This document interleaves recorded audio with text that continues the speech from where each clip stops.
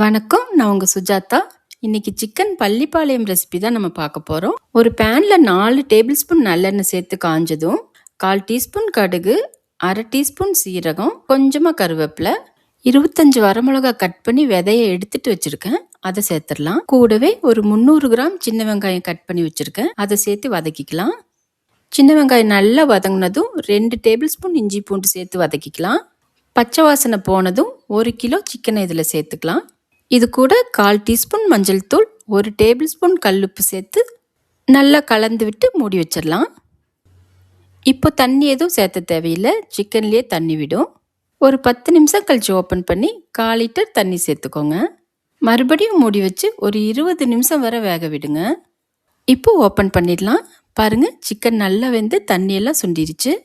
Low ஃப்ளேமில் ஒரு 5 நிமிஷம் பெரட்டி விட்டு கருவேப்பிலை கொஞ்சமாக மேலே தூவி ஆஃப் பண்ணிடலாம். அவ்வளோதாங்க, சமைக்க ரொம்ப ஈஸி, சாப்பிட ரொம்ப டேஸ்டியான பள்ளிப்பாளையம் சிக்கன் இப்போ ரெடி ஆயிடுச்சு. இந்த ரெசிபியை ட்ரை பண்ணி பார்த்துட்டு எப்படி இருந்துச்சுன்னு கமெண்ட்டில் சொல்லுங்கள். இந்த மாதிரி வீடியோஸ் பார்க்க சுஜாதா கிச்சனை ஃபாலோ பண்ணிக்கோங்க.